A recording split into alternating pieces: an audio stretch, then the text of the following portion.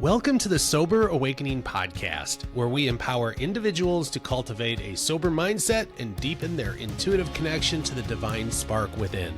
I'm Tim Lyons, the president, CEO, and founder of Sober Awakening, a 501c3 nonprofit organization dedicated to providing inspiration, resources, and community support for sober-minded individuals seeking spiritual growth and purpose. Please note that Sober Awakening does not have a financial relationship with any businesses, products, or services mentioned in this podcast. Any mentions are shared solely because they align with our mission to support your journey towards sobriety, self-discovery, and spiritual fulfillment. Now let's dive in and journey toward a life of clarity, connection, and empowerment together. Hey everybody, you are back on the Sober Awakening podcast. I am the host, the president, CEO, and founder of Sober Awakening, Tim Lyons, and I am here today with my new friend, Kelley Kittley. Kelley is a licensed clinical social worker with over 20 years of experience in the field. She's a sought-after national mental health media expert, speaker, and author of an award-winning Amazon bestseller, Myself. Kelley owns Serendipitous Psychotherapy and specializes in treating adults with anxiety, depression, relationships, trauma, and alcohol abuse issues. She is a wife and mom of 4 teenagers, and that in itself, Kelley, is just an accomplishment right there. I only have one. My wife and I have one, and she's 23. But this is Kelley, everybody. So Kelley, welcome to the Sober Awakening podcast. Thank you for blessing us with your presence today. Did I hit on everything was that an acceptable opening? That was wonderful. Thank you so much, Tim. Because I always leave room for correction. We just kind of make it up as we go along here. I hear that. Yeah, you actually come with quite an impressive resume. I think when we were connected, we had an introductory email go back and forth between us, and then you Facebook requested me and we connected, and I started looking at all the places you have been and the things you have done, and you're very well known. You've been on TV a number of times. You have the thriving business that you do. At least that's what it looks like from the outside. You've been at it for what, 20 years now? Yeah. You know, it's evolved and it's a labor of love. It's my act of service. You know, I don't get paid for any of the media appearances. I do it to psychoeducate our country and our world about mental health and alcohol abuse. So I've been very fortunate. I'm a one-stop shop, kind of pitch my own stuff and book it. And if they let me, they invite me on to talk about things that I'm really passionate about. Okay. And so anyway, you are here because you were referred to me by a mutual friend. Had not met you before, just the last few minutes when we were briefly getting acquainted. But you come from a past of partying. You liked to drink. You did drink. You told me you are on a sobriety journey when we Correct. were getting acquainted. Did you say you were 12 years sober now? I am. Yes. Congratulations. Thank you so much. I tell people that I have been on the sobriety journey for 10 years. Now, if you really want to get down to the nitty gritty and go back to the AA purists, my actual sober time is 6 years. So I had a slip there, but you know, I'm kind of from the school that I put all the time together. It was from the time when I made the decision that I was going to fess up and be accountable to myself. And I went to my wife and I said, hey, this is it. I've got a problem. I'm going to quit. You know, and I didn't go to AA at first. I white knuckled. I did all the things and I had a couple slips at the beginning, but it's been 6 years of pure sobriety. But for all my purposes, I tell people I've been on the journey 10 years. I love it. It is a journey. Absolutely. Yeah. 10 years since I made the decision to do it. And at the end of it, though, at the end of my drinking career, and I don't know yours, I was 24/7 drunk. I could not function without alcohol in my system. I woke up at 3 a.m. with withdrawals from the night before. I was having that. Not only was I physically sick from the withdrawal, but the anxiety was the worst part at 3 a.m. Mhm. And so what do? You take a couple of drinks to get yourself back to sleep, and that gets your cycle going for the day. Mhm. And, I was the type of person that I could function, and I never was rolling around all day drunk, Mhm. like, oh, hey, what's going on? But I always had to have that alcohol in my system, because when I didn't have that maintenance dose in Yeah. me, I would withdraw. Yeah.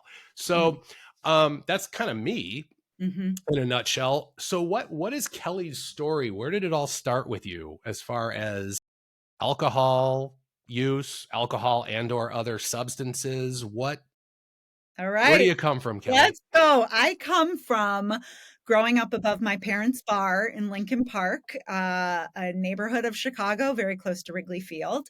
Yeah. My grandfather owned the bar. My dad owns the bar. My brother, who's also sober, manages the bar now, and had my first drink when I was 12. I couldn't wait to see what all of this excitement was about. And, it was a neighborhood bar. So like all my friends' parents went there. The teachers from our school would go there for happy hour. I just lived in a drinking saturated culture, as we all do, but this was exceptionally saturated. That's So hard, because sure. that's a lot of fun. Your whole social network Yeah. is hanging out at the bar and you're having drinks. I'm the first person to say, like, it wasn't until the end, when drinking became a nightmare for me, that I had to stop. There were years and years of a lot of good times Oh, drinking. absolutely, and my memories are so good from Right. growing up there. The jukebox, the pool table, the popcorn machine, I had lemonade stands out in front of the bar, and all the regulars would come support my business, Um, and my grandparents drank. I mean, it was just, I have a long family line of addiction, and a lot of sobriety too, which is great because I knew where to go. But growing up in the bar business really made me decide that I wanted to become a social worker, and went to an all girls Catholic school for high school, and we sure did our fair share of drinking there. But I also, part of my story, I'm a survivor of childhood sexual abuse, and that kind of morphed into an eating disorder. So when you're eating disordered and you're drinking, I chose to drink Southern Comfort instead of beer, like everybody else I was around, because I didn't want the extra calories. And so I was a binge drinker, and it was really this dichotomy of who I wanted to be. There were two parts. There was this, service oriented social worker person at a young age, and then this let loose, party hard, blackout, say and do things I regret side of me. And I really embraced both of them. But, continued into college drinking that way. And I would give it up for marathon training or 40 days of Lent or dry January because I wanted to prove to myself I didn't have a problem. If I can give it up, then I don't have a problem. Yeah, I don't mean to cut you off, but Lent triggered a memory there. When I was in my second year of school at Marquette, which I Mm-hmm. just told you I was at, I was about 20, I think 23. Yeah, I was 23 at the time, and I quit for Lent. I gave up alcohol for Lent because I wanted to prove to myself that I could do it. And unfortunately, I proved to myself that I could do it, which then was a permission slip to see, well, see, I can You got quit. it. You got Yeah. it. And we're roughly the same age. So, it's interesting. I'm coming off talking to you about a lot of media presence because April's Alcohol Awareness Month. And so I've been out educating. And alcohol use is along a spectrum, right? For me, it used to be like, am I an alcoholic or am I not? And I kept like trying to figure out ways that I wasn't by these qualifiers, right? I could stop. I didn't drink during the day. Oh, sometimes I could have 3 drinks, other times I would have more than that, and I was consumed with counting and assessing and trying to manage and control.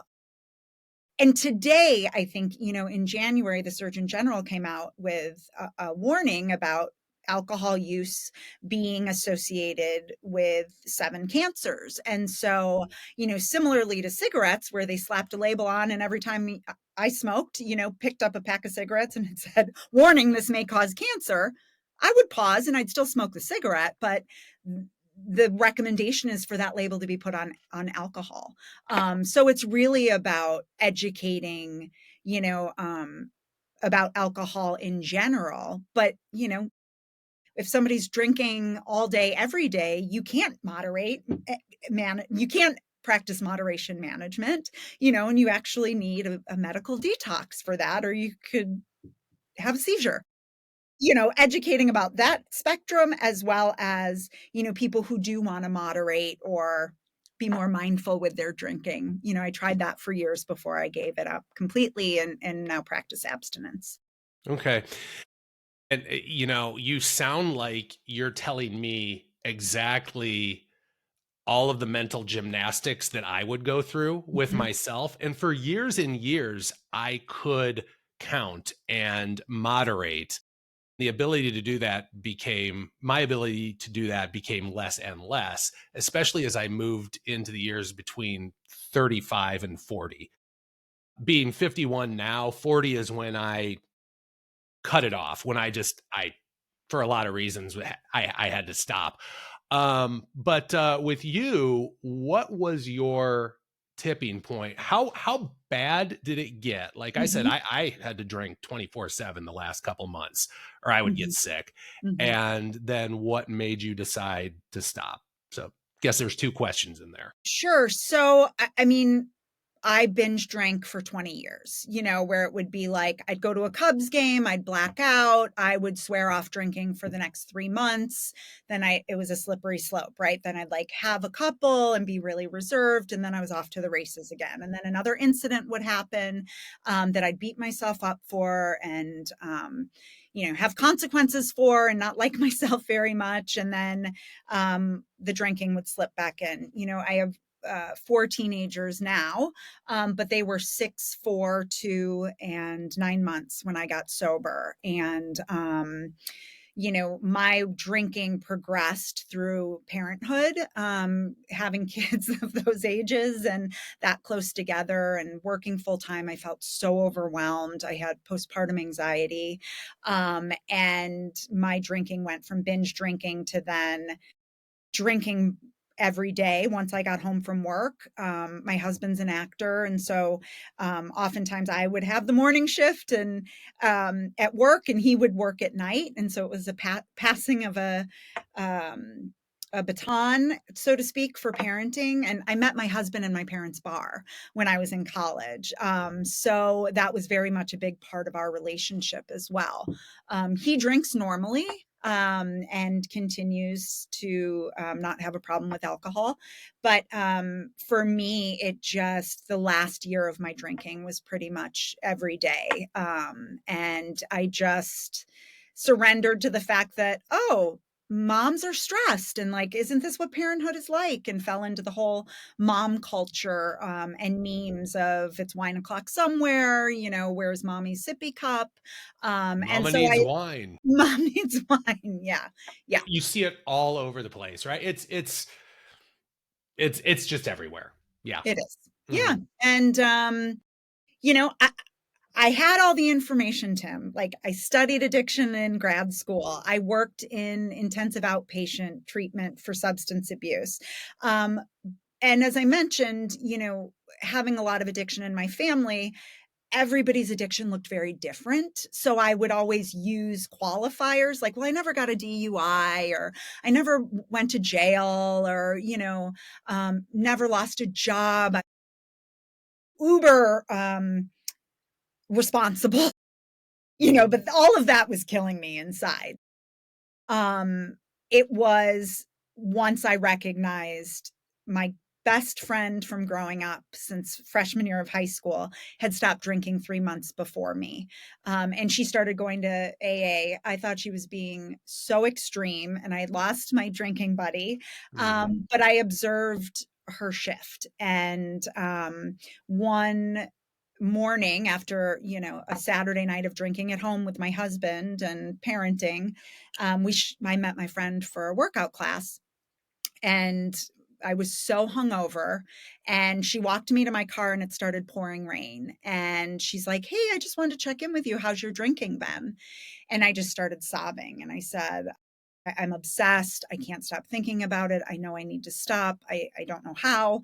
And she said, because still I didn't think I was quote unquote an alcoholic. I just knew I needed to stop. And she said, or you could come to a women's meeting with me. And I was like, but I have all these open bottles of wine in my refrigerator. I've got to drink those first. And she said, or you could throw them out. And I drove home that Sunday morning and listening to music, and it was a very spiritual awakening for me. And I came home and said to my husband, I've got to go to an AA meeting. I think I have a problem with alcohol. And he's like, or you could try to drink less. So then I was trying to convince him to support me in this journey of not drinking. And you know what? I had no idea what I was doing. I promised my friend that I would go to this meeting with her. I didn't know if I would drink or not until the meeting, but I didn't, and hadn't picked up a drink since. And my life has changed and improved beyond measure. Awesome. That is incredible. I am so glad that you caught yourself where you did. A lot of us don't do that. I was in your boat though, where I always told myself I knew I drank too much, but I was okay. I Mm-hmm. never lost a job, never got a DUI. I've been successfully married for 25 years, and Mm-hmm. I am a good husband. You know, Mm-hmm. I Mm-hmm. haven't done anything wrong. Um, you know what? Though looking back, I was a really crappy version of myself in all of those Yeah. things. And it's not that I couldn't have ever gotten a DUI or lost a job. Those things could have happened. They just didn't Mm-hmm. yet, you Mm-hmm. know? So for me, my bottom personally was I was having a hard time paying the bills. And I was seriously researching what would happen to my credit score if I was late on or skipped a mortgage payment.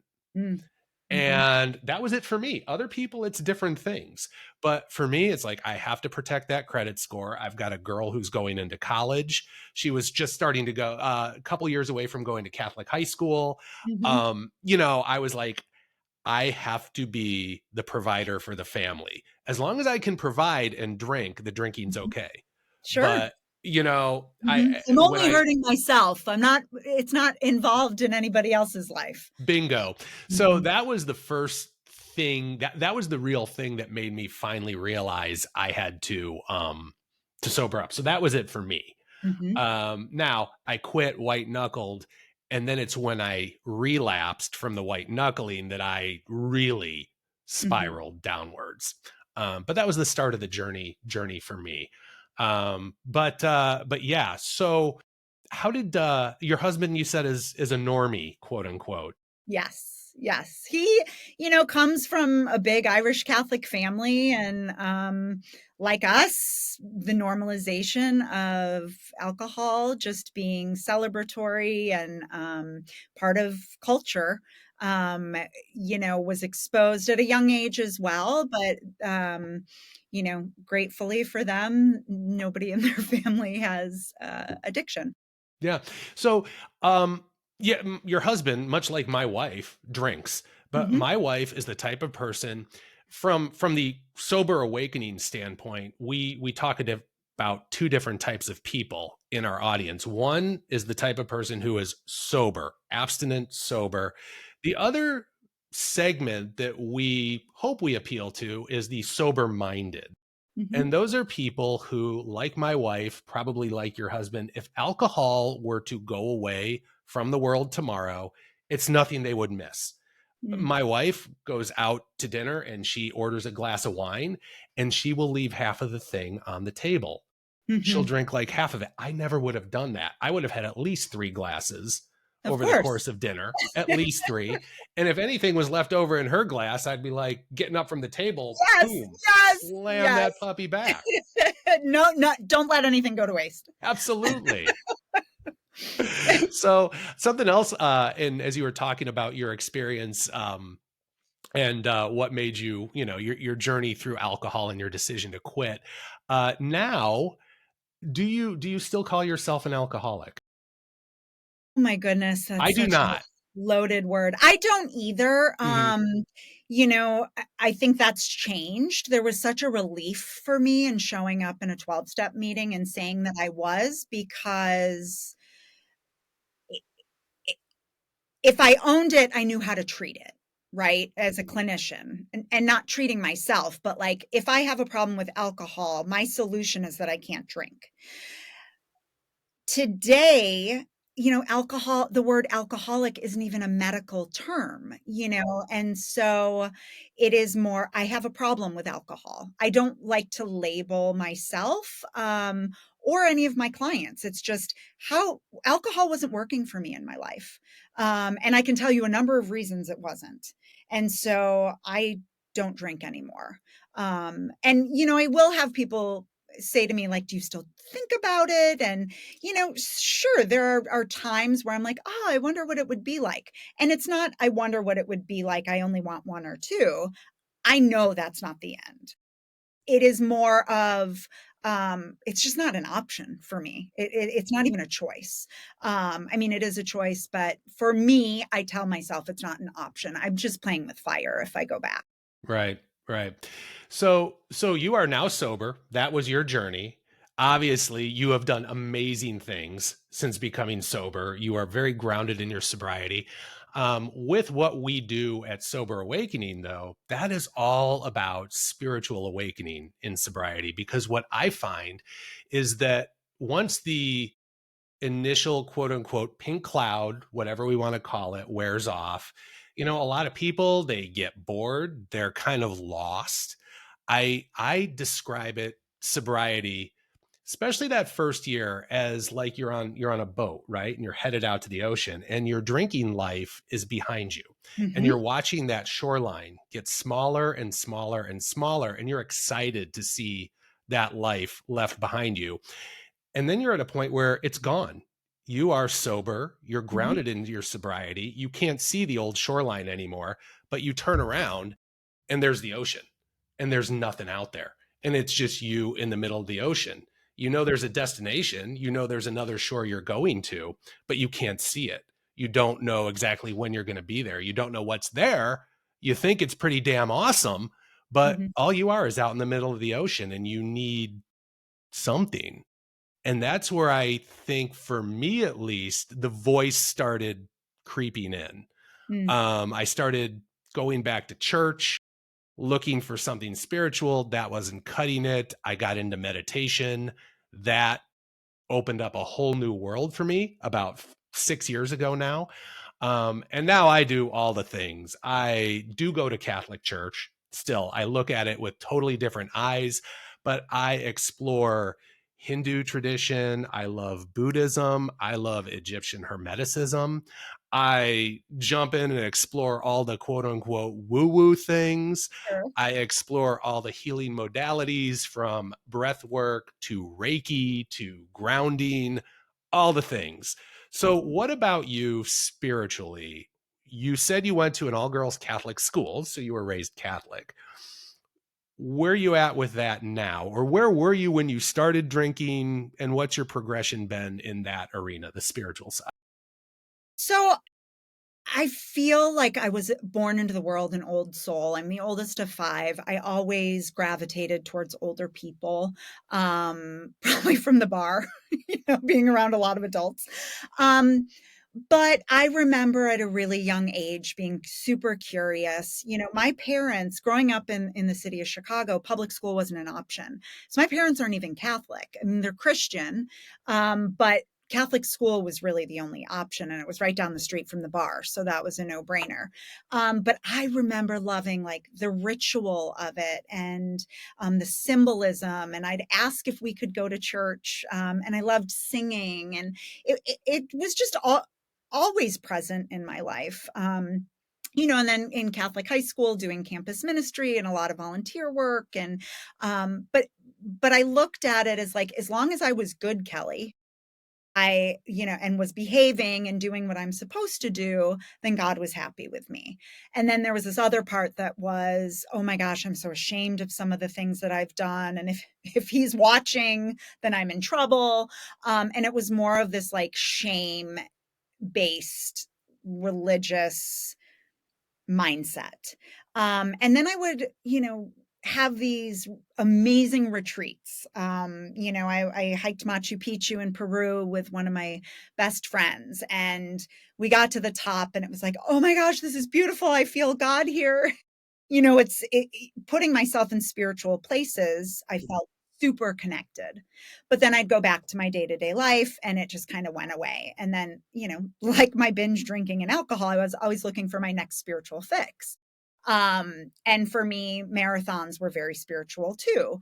And then, when I got sober, and that was a huge component of Alcoholics Anonymous, I started looking at my relationship differently and seeing my relationship spiritually as through the lens of connection and nature. And, I remember early in sobriety, I was sitting on my porch drinking a cup of coffee, and our 4 kids were playing outside. And it was like, for the first time in my entire life, I felt just being there in the moment.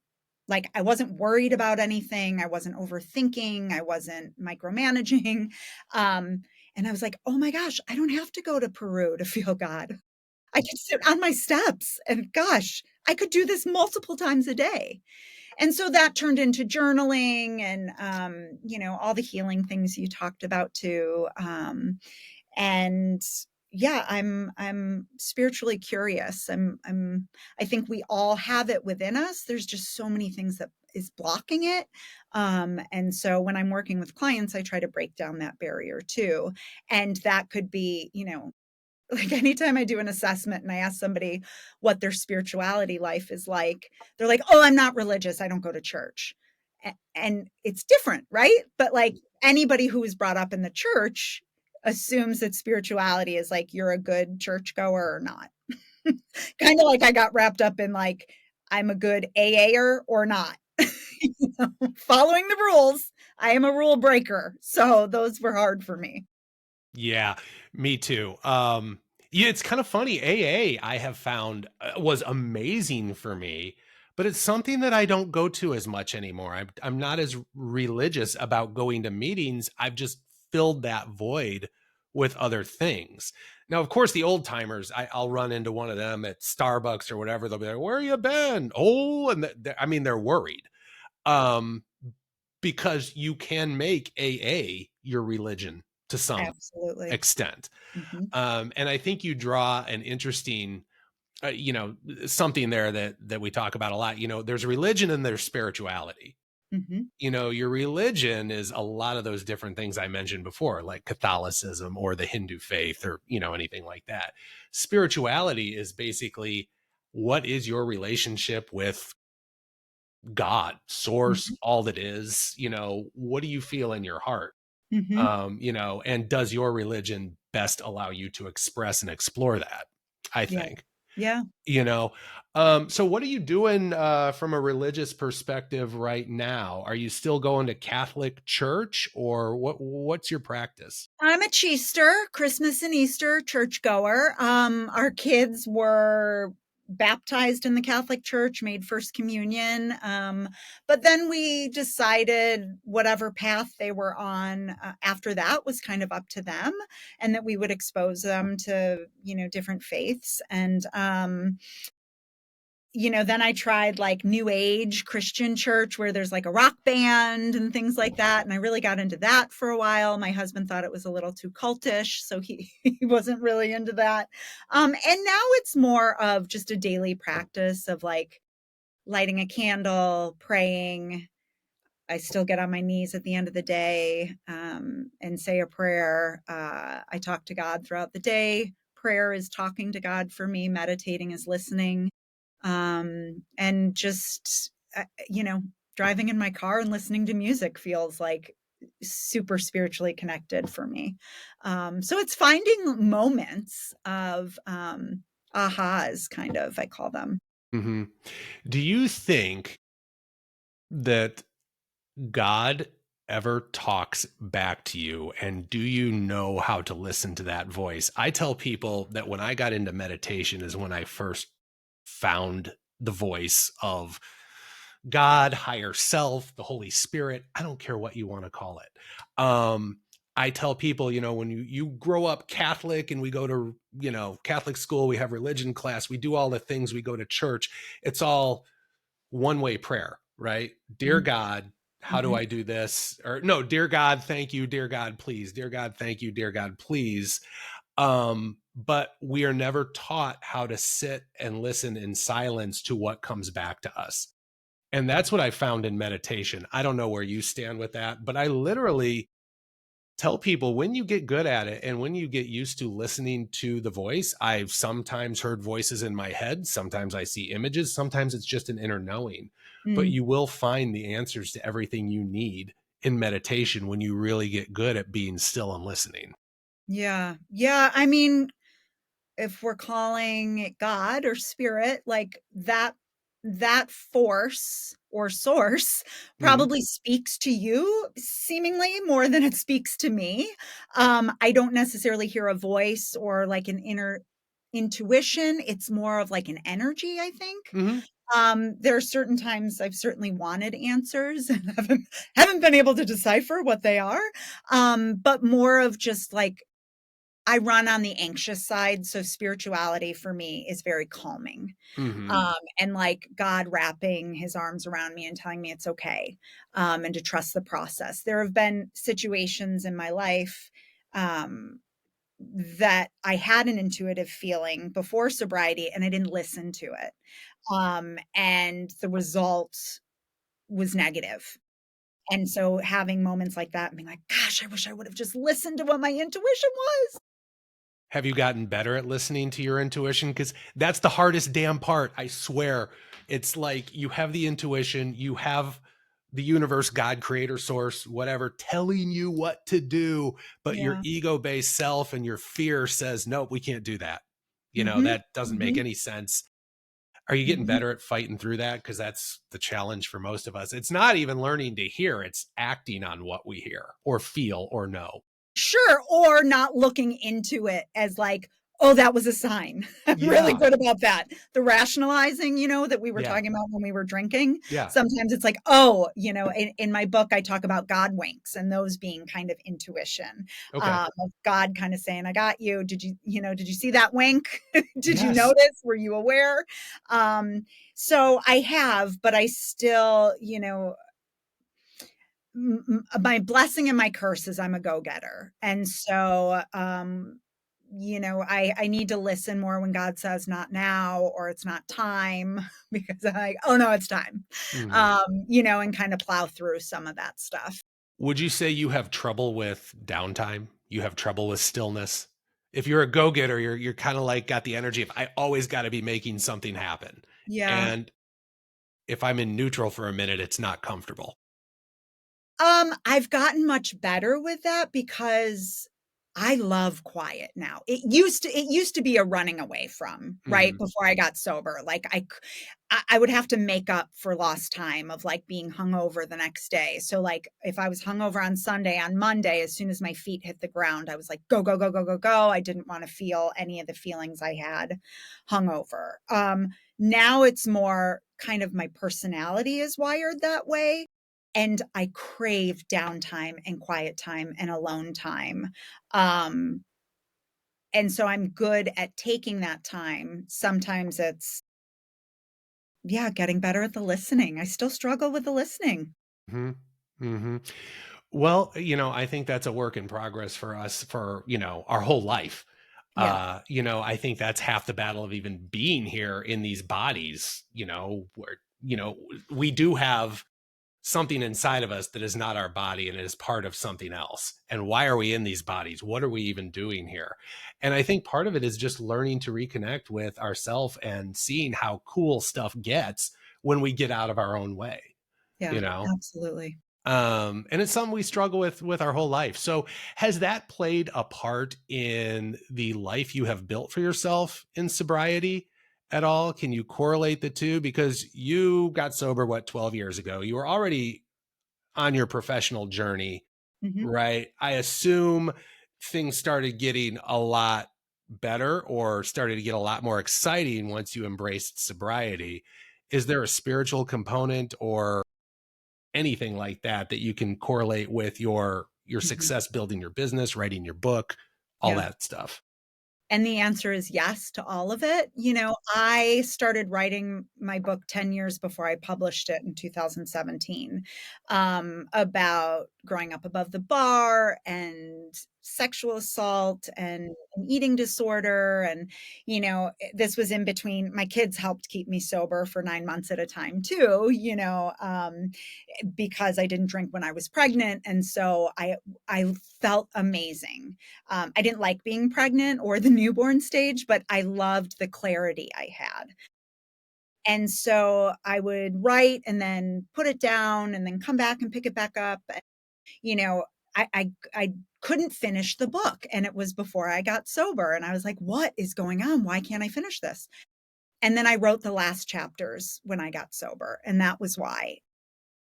I in the field of clinical work, we've come a long way in terms of the way therapists are looked at, but it used to be, I'm the expert. I don't share any of my own personal information with you. I'm here to help and guide you and unpack your own stuff. And though that was kind of some of my training too. And I had worked in a group practice for a psychiatrist who was kind of old school that way too. And once I got sober, she started noticing something different about me, and I just started detaching a little more and started creating my own space to practice the way I wanted to practice. And eventually, 2 years sober, I started my own practice. Some of my clients have read my book, some haven't, but I can tell you this, that everybody wanted to talk about their drinking, for those who did read my book, that were my clients. And so now my practice is primarily 90% women who are looking at how alcohol plays a role in their life. So that for me was a spiritual shift of like, okay, God, I'm listening. This is what you want me to do. And this is the space I feel really good in. And now with 4 teenagers, gosh, I couldn't imagine if I was drinking right now. Like, just the modeling, I think, of them knowing you don't have to drink, um, and also the risks of them drinking. The likelihood is 1 of 4 of them will have a problem with addiction. You know, who knows which addiction, right? Shopping, sex, gambling, drugs, alcohol. But we started educating them at an early age because, I come from an alcoholic family or substance use, alcohol abusive family, and we didn't talk about it. Mhm. And so I always felt so sneaky when I would drink because it was like a bad secret. And so now it's like we just talk about it. Mhm. And I don't shame them if if they're teenagers, they're experimenting and, they have to have their own process. You do. We can tell people until the cows come home what they should and shouldn't do, but a lot of times until you experience it, you don't know, Right. you know. Right. Um, but anyway, so kind of as we wind down here, what are your current you said you're a creaster and you light a candle and you get on your knees every night and you try to, talk to God throughout the day. What are your current spiritual curiosities? Are there any outside of your Catholic upbringing? Like I said, I'm interested in Hindu and Buddhist and Mhm. Hermeticism and everything. Does any of that fascinate you? Yes, I like to kinda cafeteria pick from all the religions, but that's why I said yes to talking to you and other people who are spiritually grounded, that for me, it's more of that awakening, kind of Yeah. like brushing our teeth, right? Like Yeah. a daily habit of just checking in with self, checking in with higher power, making sure everything's aligned, rather than, more of a ritualistic practice, but more Gotcha. opportunistic, I guess. Yeah. I, uh, I go back to church now, because lately I've been called, I just feeling called to do it, but I don't look at things through the eyes that I was trained to. I have taken and done some homework now and learned about all these other philosophies, and even branching into things like the Gnostic Gospels and things that are not canonized biblical Mhm, text, but mhm, are accounts of the life of Jesus and things mhm. like that. They get real interesting. Oh, I And bet. if I were to have a conversation with a Catholic priest, they might be kind of like, "Oh, you got to get the holy water out." Yeah. Um, but I find it all very fascinating. And when you see it from the lens of like the whole picture, I find it even more satisfying and grounding than the more rigid, dogmatic Catholic Mhm. structure that you or I probably grew up with. Yeah. You Yeah, and, know, I live in Oak Park, a community right outside of Chicago, and I think we have the most churches and the smallest mileage, and anytime I go for a walk, I'll pass the Catholic church, and the doors are always open, and I'll, sit and say a prayer, and that's very meditative for me. yeah, Um, so that's quiet. that's that's. I'm sorry. Did you have No, anything? I was just Okay. saying just be experiencing the quiet, especially just, with a family of 6, Yeah, appreciate that. absolutely. So one thing that I ask everybody who comes on here, obviously you have gotten sober. You are consistently working to become more in touch with your spiritual side and allow things to flow. Um, you have been quite successful. I mean, not a lot of people. I go to your social media and I see clips with you and Megan Kelly and Drew Barrymore and, all the people, right? You've definitely been out there. Somebody's going to watch this and say, wow, that woman is a powerhouse. She's associated with all this, this media attention. She's built a successful business. She's got that awesome book that I'm going to order. What can I start doing today, right now, to be more like Kelley or put together a life more like Kelley? What would Mhm. be step one? What's one practical thing I can Yeah, do today? getting really honest, Mhm.